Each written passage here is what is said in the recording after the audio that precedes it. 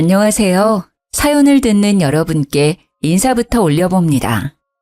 저는 세월이 언제 이리 흘렀나 싶은 70대의 할머니입니다. 저에게는 아주 가슴이 시리도록 아픈 이야기가 있습니다. 지금부터 그 이야기를 차근차근 풀어보려고 합니다. 저한테 사무치는 이야기이고 평생 잊을 수 없는 이야기이기도 해요. 끝까지 잘 들어주신다면 저와 함께 기쁨과 슬픔, 애환이 담긴 눈물을 흘릴 수 있을 것이라고 생각합니다. 저와 남편의 첫 만남은 20대 초반이었습니다. 이 나이에 이런 설명이 부끄럽기도 하지만 정말 요즘 젊은이들과 다를 것 없이 불타오르는 사랑을 했더랬지요.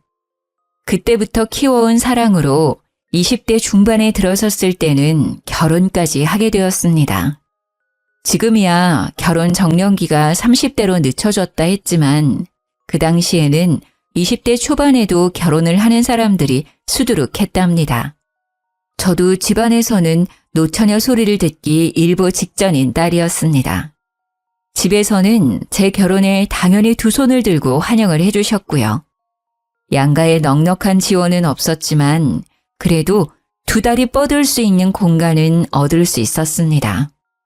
결혼 당시에 주물공장 사업을 시작한 남편은 당연히 사업 초기였기에 돈을 많이 벌어오지 못했습니다.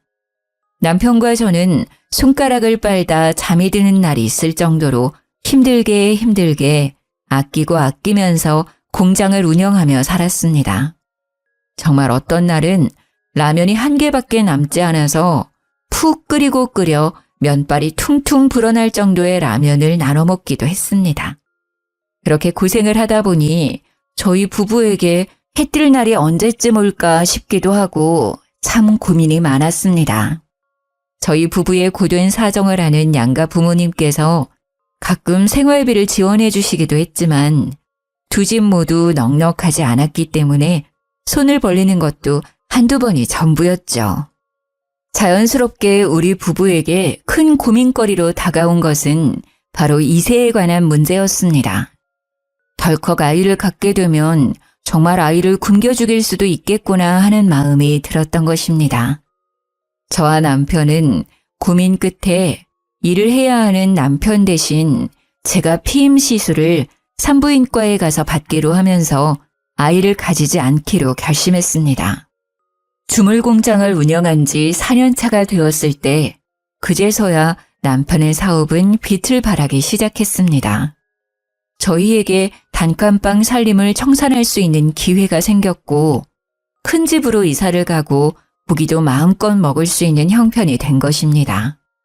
하지만 저희에게는 언제 다시 고생할지 모른다는 불안감이 있었기 때문에 아이를 가져야겠다는 생각은 따로 하지 않았습니다. 그러던 어느 날 제 몸에 단단히 탈이 났다는 걸 깨닫게 되었습니다. 머리도 어지럽고 속도 미식미식거리는데 위험이라도 생겼나 싶었죠. 게다가 몸이 계속 덜덜 떨리는 겁니다. 남편에게 아무래도 병원에 가봐야 할 것 같다고 해서 내과에 가서 진료를 받는데 아무래도 내과가 아니라 산부인과에 가야 할 것 같다고 하더군요. 제가 겪는 증상이 딱 임신 초기 증상이라고 하면서 말이죠. 제가 시술을 이미 다 했던 터라 반신반의하면서 산부인과를 찾았죠. 피검사를 하면서도 제가 피임을 한 것을 이야기했는데 산부인과에서 하는 말이 100%라는 건 없다고 하더군요. 완벽하지 않으니까 약을 쓰기 전에 혹시 모르니 검사를 해보는 게 좋겠다고 했습니다.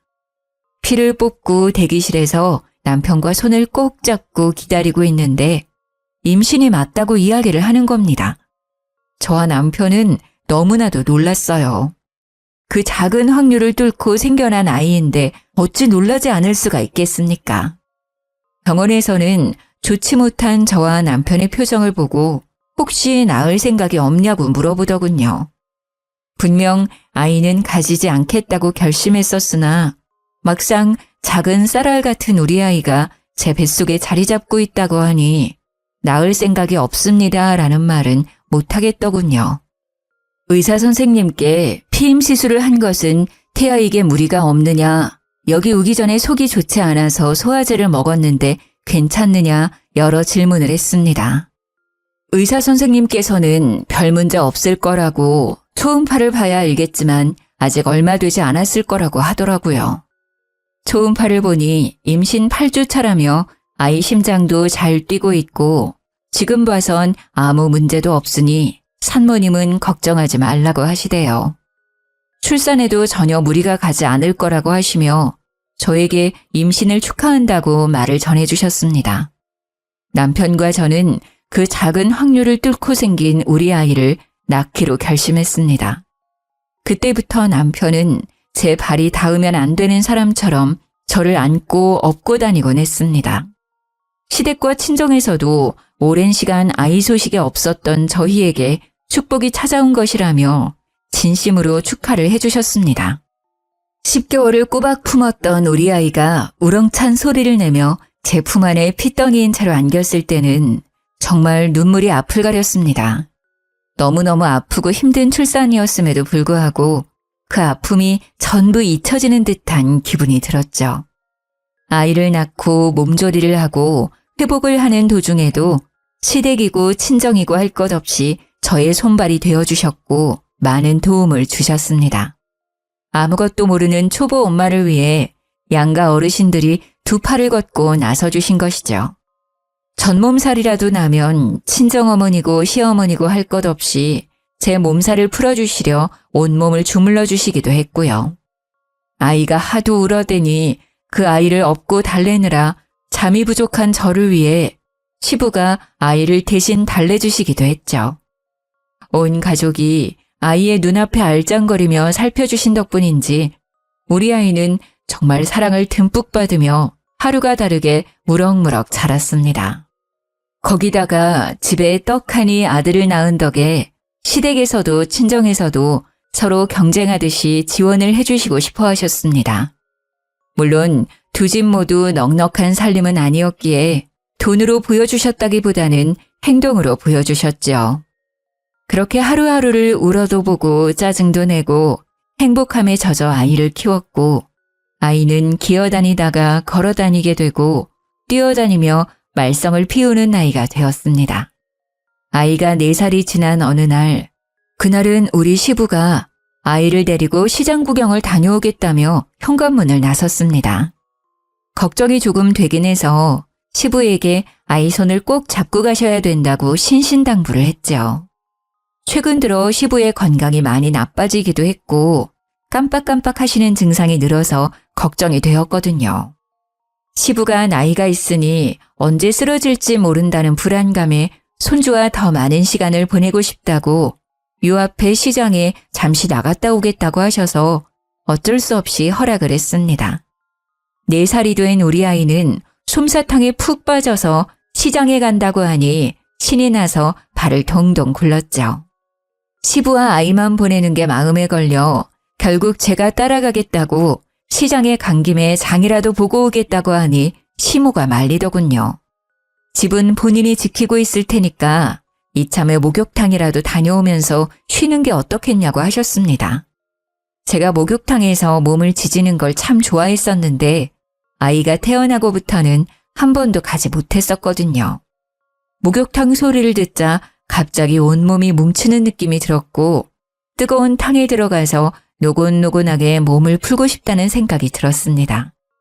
시장 구경을 해봐야 30분에서 1시간 정도밖에 더 하겠냐고 아이가 집에 오면 시모가 간식을 챙겨줄 테니까 때도 밀고 몸도 풀고 오라고 하셨습니다. 안 그래도 가고 싶은 마음이 들긴 했는데 이때 아니면 언제 가겠나 싶어서 냉큼 목욕 바구니를 챙겼습니다. 시모의 말대로 탕에 들어가서 몸도 풀고 때도 밀고 마사지도 받고 우유 한 팩 뜯어다가 우유팩도 하고 시간을 보냈습니다. 말랑말랑해진 몸으로 신이 나서 집에 돌아왔는데 집에 아무도 없는 것이 아니겠습니까? 다들 어디 가셨나 하고 집안 정리를 하려고 하는데 우리 친정어머니께서 헐레벌떡 집에 찾아오신 겁니다. 정말 숨이 넘어가는 사람처럼 헉헉거리시길래 무슨 일 있냐고 물어보니 갑자기 울음을 팍 터뜨리시는 겁니다. 저보고 여기서 뭐 하고 있냐고 당장 경찰서로 가자고 하시는데 다리에 힘이 쭉 풀리더라고요. 고요하리만큼 아무도 없는 집, 경찰서. 갑자기 정신이 쏙 빠지는데 우리 친정엄마가 그러시는 겁니다. 우리 아들이 사라졌다고요. 그게 무슨 소리냐고 묻는데 당장 경찰서로 가자고 저를 질질 끌고는 경찰서에 데려다 놓으셨습니다. 정신도 없고 몸에 힘도 없는 상태에서 경찰서에서 울고 계시는 시부랑 시모를 보게 되었죠. 이게 다 무슨 일이래요? 벌벌 떨면서 여쭈어 보니 시부가 아들을 데리고 시장에 갔다가 나무를 산다고 잠시 한눈을 판 사이에 아이가 사라졌다고 설명을 하시더라고요. 근데 문제는 그 자리에서 아이를 불러 찾지 않으시고 시부가 그냥 나물만 들고 집으로 돌아오셨다는 겁니다. 집에 돌아와서 시모에게 나무를 건네고 시모가 애는 어디 갔냐고 물어보니 그제서야 우리 아들이 사라졌다는 걸 깨달으신 거죠. 시모고 시부고 둘 다 혼비백산해서 시장에 다시 갔는데 우리 아들을 봤다는 사람이 한 명도 없었다는 겁니다. 너무 놀란 마음에 그제서야 경찰에 신고를 해야 된다는 것이 생각이 나서 112에 전화를 했다고 하더군요. 제가 목욕탕에 가 있었으니 저희 친정어머니께 전화를 드려 사정을 설명했고 집으로 와서 저를 기다렸다가 같이 경찰서로 와달라고 했다고 하더군요. 그 말을 듣는데 정말 현실감이 하나도 느껴지지 않고 시부모의 엉엉 우는 울음소리만 귀에 꽂히더라고요. 저는 숨을 꺽꺽 소리나게 쉬면서 제발 우리 아이 좀 찾아달라고 경찰을 붙잡고 사정을 했습니다. 남편도 공장에 있다가 헐레벌떡 집으로 돌아와 아이의 사진을 찾아 경찰서로 왔고 그 사진을 바탕으로 전단지를 배포하기도 했습니다. 하루가 꼬박 지나고 아무런 소식도 연락도 오지 않았고 경찰은 유괴의 가능성도 있을 수 있다고 하더군요. 정말 절망적이었어요. 시장을 경찰들과 샅샅이 뒤져가며 수소문을 했지만 아들의 흔적은 그 어디에서도 발견되지 않았습니다. 고작 4살밖에 먹지 않은 아들이 전화번호를 외우고 있을 리도 없었고요. 요즘은 흔한 미아 방지 팔찌도 그 당시에는 흔한 물건이 아니었습니다. 일주일이 꼬박 지나고 한 달이 지나도 아이는 돌아오지 않았고 경찰은 수사에서 점점 손을 떼기 시작했습니다. 집안은 정말 초상집 분위기가 따로 없었습니다. 저와 남편은 매일같이 울면서 시장을 돌아다녔고 시장 사람들도 저희 부부를 딱하게 생각했습니다. 그렇게 시간이 더 흘렀고 남편은 다시 일상으로 돌아가 일을 하기 시작했습니다. 저는 그런 남편을 보면서도 아무런 일도 할 수 없었습니다. 그저 시장에 매일같이 나가 한켠에 자리를 잡고 지나가는 아이들의 얼굴만 확인했습니다. 그런 저를 안쓰럽게 바라보던 남편이 이제 그만 아이를 놓아주자고 하더군요. 10달을 품고 4년을 키운 내 아들을 어찌 내려놓을 수 있겠냐고 엉엉 울면서 가슴을 쳤지만 언제까지 이렇게 마음에 품고 살 순 없었으니까요. 남편과 함께 일상으로 돌아가려고 무던히 애를 썼지만 문득문득 떠오르는 아들의 생각에 참 많이 힘들었습니다. 엎친 데 덮친 격으로 아이를 잃어버렸다는 충격에 시부의 치매 증상이 점점 더 악화되기 시작했습니다. 그 당시만 해도 그냥 깜빡깜빡 하시나 보다 했던 시부의 증상이 치매라는 것을 알게 되었고 인지를 한 이후에는 급속도로 나빠지셨습니다. 결국에는 쓰러지기까지 했는데 정신이 불완전한 상태에서도 2달이나 병실에서 우리 아들의 이름만 부르시더라고요. 정말 기가 막히게 우리 남편도 저도 못 알아보시는데 우리 아들의 이름만은 또렷하게 기억하고 계시더군요. 시름시름 앓던 시부는 결국 세상을 떠나셨고 우리 가족은 또 한 번의 슬픔을 맞이해야 했습니다. 시부의 장례를 치르면서도 이게 꿈인지 생시인지 모르겠더라고요. 가기 전에 우리 아들을 어디서 잃어버리셨는지, 우리 아들이 어느 방향으로 갔는지 기억을 떠올려 주길 기다렸지만 그런 기적은 일어나지 않았습니다. 시부의 장례식 내내 시모는 저에게 미안해 하셨습니다. 제가 아들을 잃은 허망함에 정신을 못 차리고 있었으니까요. 그때 우리 친정어머니께서 아이를 입양해서 키워보는 건 어떻겠냐고 넌지시 운을 떼셨습니다. 우리 아이를 잃고 난 이후 둘째를 가지자던 남편에게 절대로 아이를 가지지 않을 거라고 선언을 했거든요. 우리 애 이렇게 가슴에 묻어두고는 못 산다고. 그렇게 강경한 태도를 고수했는데 입양은 또 다른 문제잖아요. 입양 이야기를 꺼내니 남편도 시모도 저의 눈치만 살피시고 있더라고요. 우리 친정어머니께서 제 손을 꼭 잡으시면서 우리 아이가 살아있다면 어딘가에서 누군가의 보호를 받고 살고 있지 않겠냐고 하시더라고요. 우리 애가 사랑받으면서 자라길 바라는 마음에 같은 처지에 있는 아이들을 입양해 키우는 게 좋지 않겠냐고 하셨습니다. 처음에는 싫다고 이야기를 했지만 곰곰이 생각해보니 친정어머니의 말이 가슴에 콕 박히더라고요. 우리 아이가 정말 누군가의 보살핌을 받고 있다면 저도 보살핌이 필요한 아이들을 돌봐주는 게 맞겠다는 생각이 들었습니다. 3개월간 치열하게 고민을 했고 결국 저는 아이를 입양하겠다는 결심을 내리게 되었습니다. 친정이고 시댁이고 우리 남편까지도 제 결심을 응원해주고 지지해 주었기에 가능한 일이었습니다. 고아원으로 찾아가 입양 계획서를 작성하고 우리 아이와 동갑인 남자아이를 입양하기로 결정을 내렸습니다. 그런데 원장 선생님과 이야기를 나누고 있는데 말도 잘 못하는 여자애기가 오빠 오빠 하면서 울고 있는 겁니다. 넌 누구니? 하고 물어보는데 애기가 아무 말도 못하고 엉엉 울더라고요. 알고 보니까 친동생은 아닌데 고아원에서 같이 생활하면서 친동생처럼 지내던 아이라고 하더군요. 제가 입양을 하려던 아이는 우리 아들이랑 동갑인 5살이었고 그 여자아이는 4살이라고 했습니다. 그 이야기를 듣는데 우리 아이를 잃어버렸던 시기가 딱 4살 때였다는 게 생각이 나면서 여자아이가 눈에 밟히더군요. 결국에는 남편과 상의를 하여 그 여자아이까지 2명을 모두 입양하기로 결정을 내렸습니다. 입양 준비가 끝나고 아이를 둘 다 집으로 데려왔습니다. 후적에도 당당하게 입양했다는 사실을 올려두었습니다. 정리된 등본을 보는데 사망 신고를 하지 않았기에 실종으로 처리가 되어 있는 우리 친아들을 보며 또 한 번 가슴이 찢어지는 고통을 느끼게 됐죠. 하지만 저는 꿋꿋하게 마음을 잡고 입양한 2자식을 내 자식이다 생각하면서 키우기 시작했습니다. 아들 하나, 딸 하나. 주변에서는 제가 아이를 잃고 입양을 하고 아이들에게 정을 붙이려고 노력하는 모습을 보면서 많은 도움을 주셨습니다.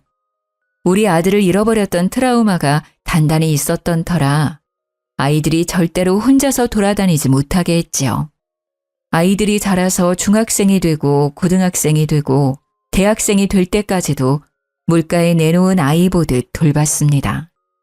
물론 아이들은 자기들도 다 컸다고 저에게 몇 번 반말을 하긴 했지만 저는 꿈쩍도 하지 않았습니다. 성심성의껏 돌보았다고 정말 자부할 수 있습니다. 남편의 주물 공장은 남부럽지 않게 잘 돌아가고 있었고 저에게는 가슴으로 낳은 2자식들이 든든하게 버텨주었습니다. 아이들이 취업을 할 때까지도 아이들의 일상을 시시콜콜 확인하고 있었는데 어느 날 아들이 그러더군요. 제가 너무 자신의 일상생활을 쥐고 흔들어서 숨이 막힌다고요.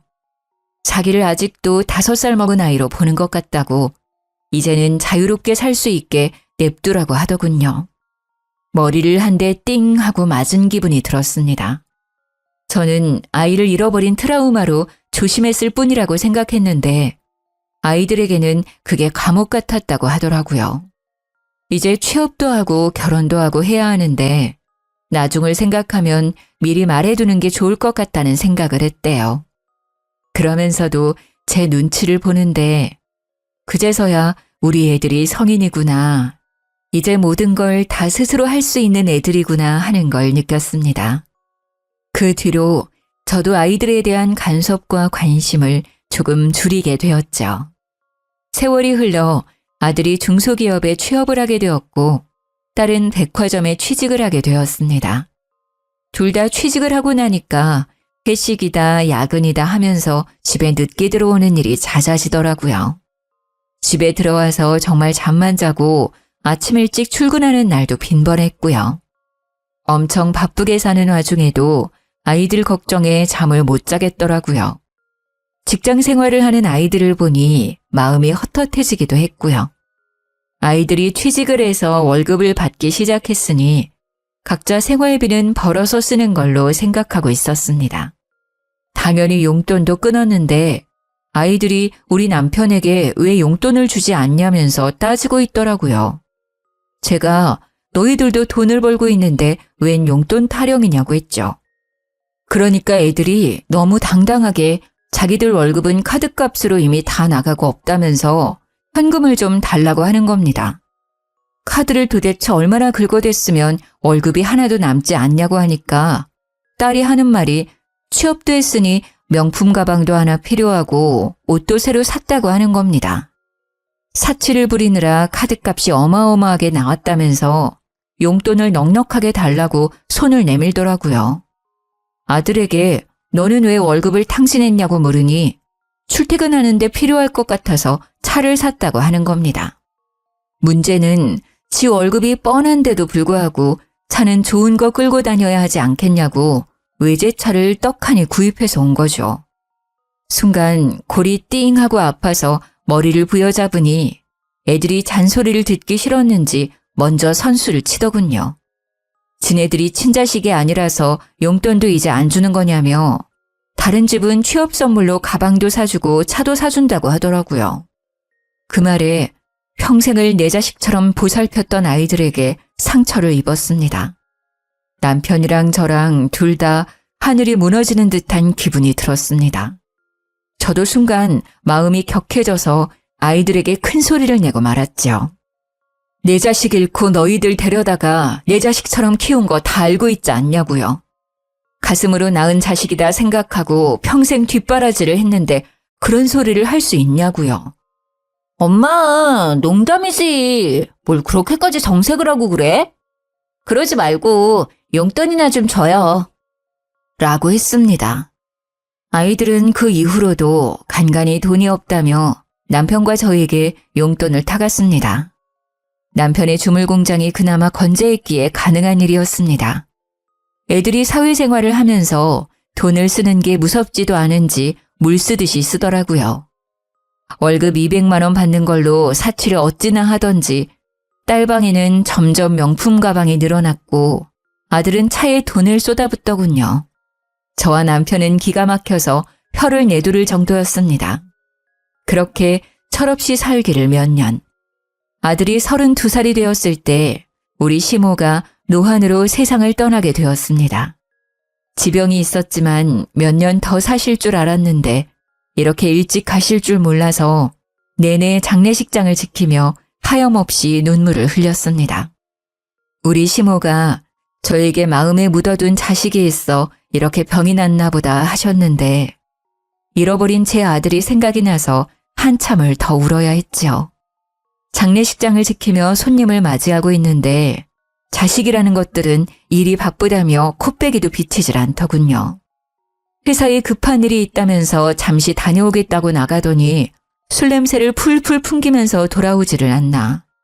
딸은 잠시 눈 좀 붙이고 오겠다고 하더니 감감무소식이고.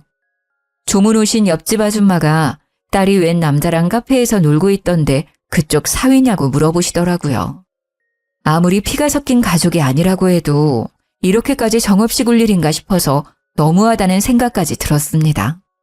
피곤한 마음을 뒤로하고 믹스커피라도 한 잔 뽑아 먹으려고 장례식장 앞에 나와서 자판기 커피를 뽑고 돌아가는 길이었습니다. 제가 바닥을 보고 걷다가 앞에 서 있던 사람을 미처 보지 못하고 커피를 확 쏟아버린 거죠.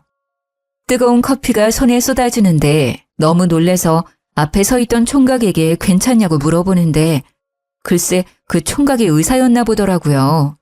하얀색 가운에 믹스커피가 사방팔방 튀어서 가운이 더러워진 겁니다. 이를 어쩜 좋나 싶어서 제가 세탁을 해서 돌려주겠다고 하는데 제 손을 덥석 잡더니 어머님, 손 괜찮으세요? 하고 물어보더라고요. 그제서야 뜨거운 커피가 제 손에 온통 쏟아졌다는 걸 깨달았습니다. 그 의사 총각이 저에게 커피가 뜨거웠을 텐데 화상이라도 입은 거 아니냐고 제 손을 막 이리저리 살피더라고요. 제가 꿈뻑꿈뻑 눈만 뜨고 있으니 자기가 외과 의사라고 하면서 조금 빨개지긴 했지만 물집 잡힐 화상은 아닌 것 같다고 하더군요. 혹시 모르니까 차가운 물로 깨끗하게 씻고 자기 진료실로 오면 연고를 발라주겠다며 친절을 베풀었습니다. 아니라고 제가 약 사서 바르면 된다고 그나저나 가운이 더러워져서 어떻게 하냐고 발을 동동 굴렀더니 여분의 가운이 있어서 괜찮다고 하더라고요. 사람이 참 선하게 생긴 게 사위로 삼으면 딱 좋겠구나 싶어서 눈이 자꾸 가더라고요. 장례식이 전부 끝나고 발인까지 죄다 마친 후에 시모 영정사진을 저희 집에 가져다 놓았더니 자식들이 기겁을 하더라고요. 기분 나쁘게 영정사진을 왜 집에다가 걸어두냐면서 귀신이라도 나타날까 무섭다고 하는데 기가 막혔습니다. 우리 남편이 결국 참지 못하고 딸에게 그게 무슨 말버릇이냐고 태도에도 너무한다고 한 소리 했죠. 그러니 딸이 왜 죽은 사람 사진을 집에다가 놓냐고 하면서 남편에게 소리를 꽥 지르는 게 아니겠습니까? 원래 저렇게 막되먹은 아이였나 하는 생각이 들면서 마음이 참 씁쓸하더라고요. 그래서 저도 자식들에게 그랬죠. 아무리 피가 섞이지 않고 대면대면하게 지낸 할머니라고 해도 그렇지. 장례식장 내내 어딜 그렇게 싸돌아다니느라 바빠서 자리를 지키지도 않았니? 첫째 너는 회사 간다 하더니만 술 냄새를 잔뜩 풍기면서 돌아오지를 않나. 둘째 너는 눈 좀 묻히고 온다더니 장례식장 앞 카페에서 데이트를 하고 돌아오질 않나. 제가 대놓고 일침을 날리니까 애들이 전부 꿀먹은 벙어리 마냥 조용해지더라고요. 남편도 머리가 아픈지 다들 들어가라고 하는데 아들이 궁시렁거리는 소리가 조용히 울려 퍼졌습니다. 다른 집 할머니들은 죽기 전에 재산도 나눠주고 한다는데 우리 할머니는 그런 것도 안 해주고 말이야. 우리 회사 동기는 보니까 재력 있는 할머니 만나서 손주들한테 땅이랑 건물이랑 다 물려줬다는데. 그 말에 우리 남편이 머리 끝까지 화가 나서 아들에게 소리를 질렀습니다. 저도 아들의 말에 너무 놀라서 헛웃음이 다 나더라고요. 너 그게 무슨 말본세야? 내가 너네 눈치 보면서 사느라 그동안 하지 못한 말이 한두 개인 줄 알아? 자식으로 생각해서 걱정되는 말을 하면 친자식이 아니라서 잔소리며 참견이며 하는 거냐고 폐악을 부리고 용돈 달라고 손 내밀 때마다 소비 습관이 걱정돼서 말을 하면 친자식 아니라서 참견하는 거냐고 하고 여태까지 키워준 게 몇 년인데 그런 소리를 우리 앞에서 하고 있어. 그러니까 아들이랑 딸이 기가 차다는 듯이 혀를 차면서 이야기를 하더라고요. 키워준 게 몇 년이냐고요? 진짜 친자식들한테는 그런 거 물어보지도 않는다고요. 우리가 남이니까 우리한테 쓴 돈이 아까워서 지금이라도 뽕 뽑으려고 그러는 거죠? 나중에 죽으면 몇 자리 돌봐줄 사람도 필요하고 병수발 들 사람도 필요하니까. 그 말에 저랑 남편은 정말 뒤로 넘어가는 줄 알았습니다. 남편이 이건 아니다 싶었는지 아들이랑 딸을 향해서 강단 있게 이야기를 했지요. 너네도 이제 다 컸고 직장 생활도 하니까 집 얻어서 나가 살아라. 나도 이제 네 엄마랑 오순도순 노후 즐기면서 살아보련다. 그 말에 아이들이 갑자기 돈 한 푼 없이 어디를 나가 살겠냐고 집이라도 얻어주고선 그 말을 하라고 하더군요. 누가 보면 집이라도 맡겨놓은 사람처럼 당당하게 구는데 우리 남편이 기가 막히다면서 알아서들 하라고 일침을 놨습니다. 나이가 둘 다 30살이 넘었는데 그 정도 능력도 없으면 앞으로 어떻게 가정을 꾸리고 살 거냐고 원룸 하나 얻을 돈은 모아뒀어야지 했어요. 애들이 그제서야 남편이 진심으로 한 이야기라는 걸 알았는지 저에게 달라붙더라고요. 엄마, 우리 진짜 내쫓을 거 아니지? 우리를 친자식이라고 생각한다며 하면서 말이죠. 손바닥 뒤집듯이 태세를 바꾸는 아이들을 보면서 팔뚝에 소름이 돋을 지경이었습니다. 저도 남편의 뜻을 따라 모르겠다고 나도 네 아빠 말대로 할 거라고 하고는 방에 들어와 문을 닫아버렸습니다.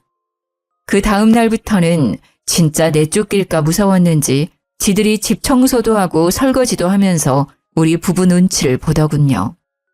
그렇게 유예 기간을 주고 1년을 더 보낸 어느 날, 아들이 결혼을 하겠다면서 여자를 하나 데리고 왔습니다. 양가에서 허락만 한다면 당장 결혼하고 싶다고 하는데 예비 며느리가 한다는 소리가 아주 가관이었습니다. 아버님이 공장 운영하시면서 돈을 꽤 번다고 하던데 맞나요? 그러면 집은 강남에다가 얻어주실 수 있죠? 저도 결혼하고 나면 일 그만두고 싶은데 생활비 좀 보태주실 수 있나요?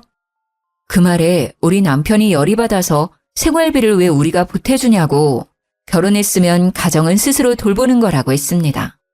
그러자 입을 삐죽이면서 대뜸 우리 아들한테 결혼을 다시 생각해보자고 하고 자리에서 일어나더라고요.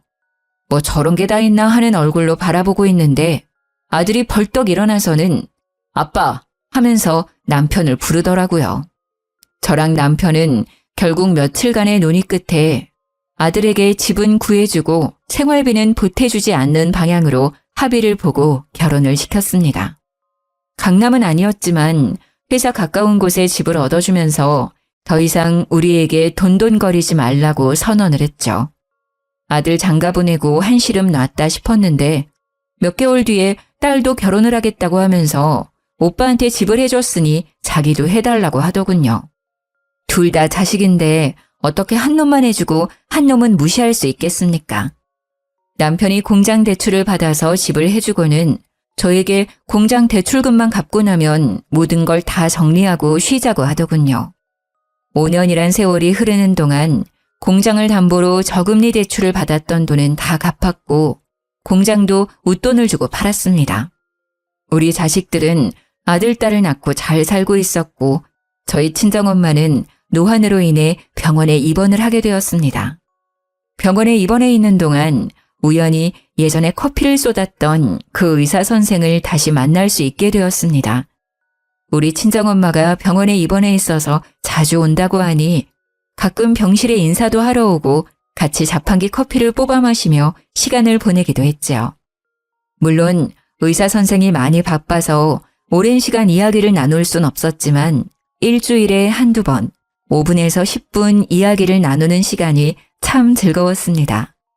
우리 아들이 40살이 되었을 때 제 나이도 70살이 되었는데 칠순잔치를 하자고 하더군요.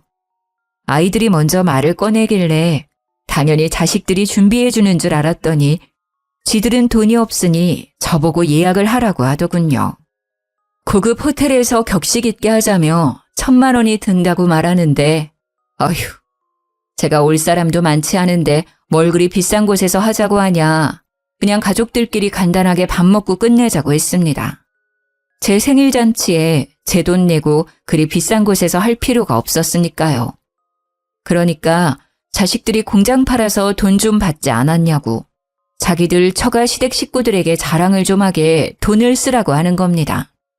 결국 제가 원하던 조용한 생일잔치는 사라지고 원하지 않게 모든 일가 친척을 다 초대해서 호텔에서 잔치를 하게 되었습니다. 잔치가 끝나갈 무렵에 친정어머니께서 입원해 있던 병원에서 급하게 연락이 왔습니다. 저는 전화를 받고 놀라서 잔치 중간에 뛰쳐나가 병원으로 달려가게 되었죠. 제 칠순잔치 날 92살이시던 우리 친정어머니께서 깊은 영면에 잠기셨습니다. 저는 또 한 번의 장례를 치르면서 심신이 많이 지친 상태가 되었죠. 자식을 잃은 아픔과는 달리 부모의 죽음은 또 다른 상실감으로 찾아오더군요. 근데 우리 자식들이 그런 저를 보면서 뭐라고 했는지 아십니까? 글쎄, 생일잔치 중간에 나오는 게 어디 있냐고 그 호텔 예약 잡는 게 얼마나 어려운 건지 아냐고 하더군요. 비싼 밥 제대로 먹지도 못하고 나왔다고 억울하다고 하는데 진짜 뺨이라도 한 대 갈기고 싶어 주먹을 불끈 쥐었습니다. 제 마음을 대변하듯 우리 남편이 아들의 뺨을 후려쳤습니다. 너 지금 다른 사람도 아니고 할머니가 돌아가셨다는데 그 나이 먹고 할 말이야? 아, 지금 내 뺨 때렸어? 내가 친자식이 아니라서 막대하는 거지, 지금. 나도 이제 당신들 내 부모라고 생각 안 하고 살 거야. 돈을 꽁꽁 싸들고 있으면서 한 푼도 나눠주질 않는 걸 보면 나중에 친자식 찾으면 다 주려고 그러는 거 아니야? 위선자들 같으니라고. 당신 같은 사람들 돈줄이라고 생각했지? 단 한 번도 부모라고 생각한 적 없어. 그 말에 열이 받은 남편이 아들의 멱살을 잡으면서 우리도 너희들을 내 자식이라고 생각하지 않을 거라고 했습니다. 일촉즉발의 상황이 되자 저는 발을 동동 구르고 있었는데 순간 누군가가 남편과 아들을 말리면서 여기서 이러시면 안 된다고 하더라고요. 누군가 하고 보니 바로 그 의사 선생님이었습니다. 친정엄마가 돌아가셨다는 소식을 병실에서 전해 들은 건지 장례식장으로 저를 찾아왔더라고요. 너무 고마운 마음에 눈으로 인사를 하는데 우리 아들이 갑자기 의사 선생을 팍 밀치면서 당신은 뭔데 참견이냐고 큰 소리를 내더라고요. 뒤에서 지켜보고 있던 경호 직원들이 의사 선생을 밀치는 아들에게 다가와 양팔을 턱턱 잡더니 장례식장에서 난동 부리지 말라고 경고를 하고는 끌고 가더라고요. 듬직한 직원들 사이에 초라하게 끌려나가던 아들이 발버둥을 치면서 이거 안 놔? 하는데 참 찌질해 보였습니다. 제가 의사 선생에게 미안하다고 우리 아들이 참 경우가 없는 놈이라 그렇다고 사과를 했죠. 그러니까 의사 선생이 아니라고 괜찮다고 하더니 저분들이 자식들이냐고 저에게 묻더라고요. 질문이 조금 이상하다 싶긴 했지만 고개를 끄덕이면서 대답을 했죠. 부끄럽지만 제가 가슴으로 낳은 자식들이랍니다. 그래서 그런지 마음을 영 잡지 못하고 저리 엇나가네요. 부족한 것 없이 키운다고 키웠는데도 친자식이 아니라서 차별당하는 것 같다는 자격지심을 가지고 있어요. 입양을 하면 다들 그런 생각을 가지고 있는 건지 가슴이 답답하네. 그러니 의사 선생이 하는 말이 모든 입양아들이 그런 건 아니라고 하더군요. 저도 어릴 때 입양이 되어서 양부모 밑에서 자랐지만 저런 마음을 먹어본 적 단 한 번도 없습니다. 저 사람들이 못된 사람들이니 너무 마음 아파하지 마셔요. 제가 고맙다고 인사를 하니 친정엄마께 국화 한 송이 올리고 싶은 마음에 방문을 했다고 하더군요. 가서 인사드려도 된다고 하니까 조용히 들어가서 기도도 올리고 인사도 올리더라고요. 짧게 만나서 이야기도 많이 나눠보지 못한 사람인데 예의도 바르고 참 대단하다 싶었습니다. 입양하라는 콤플렉스도 전혀 없어 보이니까 더욱 우리 자식들이랑 비교가 되더라고요. 저의 표정이 영 좋지 못하니 선뜻 자리에서 일어나지도 못하고 저에게 두런두런 이야기를 하기 시작했습니다. 자기 나이가 40살인데 토끼 같은 자식들도 둘이나 있다면서 사진을 보여줘도 되겠냐고 하길래 고개를 끄덕였습니다. 신이 나서 휴대폰에 들어있는 사진을 보여주는데 큰애가 딸인데 7살이고 둘째가 아들인데 4살이라고 설명을 해주더라고요. 그런데 그 순간 정말 세상이 멈춰버린 듯한 기분이 들었습니다. 4살이라던 둘째 아들의 사진을 보는 순간 온몸에 소름이 쫙 돋는데 우리의 잃어버린 아들과 똑같이 생긴 아이가 사진 속에 떡하니 있더라고요. 너무 놀래서 숨을 헉헉 쉬면서 눈물을 줄줄 흘리니까 의사 선생이 놀래서 저에게 왜 그러시냐고 묻더라고요. 과호흡이 온 거 아니냐, 자기 따라서 숨을 쉬어라 하면서 저를 막 살피는데 제가 우리 남편 하면서 남편을 불렀습니다. 의사 선생이 놀래서 손님과 있던 우리 남편을 불렀고 저는 남편에게 의사 선생의 휴대폰을 들이밀었습니다. 우리 진수! 남편이 사진을 살피더니 눈이 휘둥그레져서는 진수가 여기 왜 있어? 의사 선생은 영문을 모르는 채 울고 있는 저와 남편을 번갈아 가면서 보고 있었습니다. 여기 이거 봐봐. 의사 선생 아들이래. 4살 된 아들이래. 남편이 의사 선생의 손을 덥석 잡으면서 물었습니다. 너 우리 진순이? 저는 김병훈인데요. 의사 선생은 저와 남편을 놀란 눈으로 빤히 보고 있었습니다. 돌아가신 시아버지가 우리 진수가 4살일 때 시장에 데리고 나갔다가 그만 아이를 잃어버리셨어. 할아버지 손을 잡고 솜사탕을 사러 나갔던 우리 진수가 감쪽같이 사라졌지. 그 뒤로 매일같이 시장을 찾아 헤맸지만 찾을 수 없었어. 그러니 의사 선생이 하는 말이 자기가 부모를 잃어버렸고 솜사탕을 쥐고 있는 상태로 지금의 양부모를 만나게 되었다고 이야기를 하는 겁니다. 시장이었던 건 기억이 전혀 나지 않지만 웬 할머니의 손에 이끌려서 보육시설에 들어가게 되었다고 설명을 했어요. 우리 부부를 보고 잠시만 기다려달라고 하더니 어디론가 전화를 걸더군요. 1시간쯤 시간이 흘렀을까요? 장례식장 앞으로 의사 선생의 양부모라는 사람이 나타났습니다. 그 뒤에 사진에서 보았던 처자식이 같이 찾아왔더라고요. 저와 남편은 떨린 손을 붙잡고 양부모와 대면을 하게 되었습니다. 우리 아이의 이름이 진수였고 시장에서 잃어버렸고 하는 사정을 줄줄 이야기를 하니 양부모가 놀라는 겁니다. 맞다고 우리 병훈이 원래 길 잃은 아이였다고 말하는데 정말 너무 놀래서 눈앞이 캄캄해지더군요. 시부의 손을 놓친 진수는 시부를 찾다가 시장 밖으로 나가게 되었고 웬 할머니가 울고 있는 어린애를 보고 집으로 데려갔다는 겁니다. 배가 고프다고 우니까 간식을 먹이고 경찰서에 데려다 놨는데 시장이랑은 거리가 좀 있었던 거죠. 지금처럼 인터넷이 있던 시절이 아니니 경찰끼리 협조가 잘 되지 않았고 결국 보육시설에 연계가 된 것이었습니다. 거기서 지금의 양부모에게 입양이 되었고 이진수에서 김병훈으로 이름까지 바뀌게 된 것이었죠. 그러니까 의사 선생이 정말 잃어버린 우리 아들 진수였던 것입니다. 우리는 바로 유전자 검사를 의뢰했고 천국과 지옥을 오가며 2주를 버틴 결과 친자가 일치한다는 결과를 받게 되었습니다.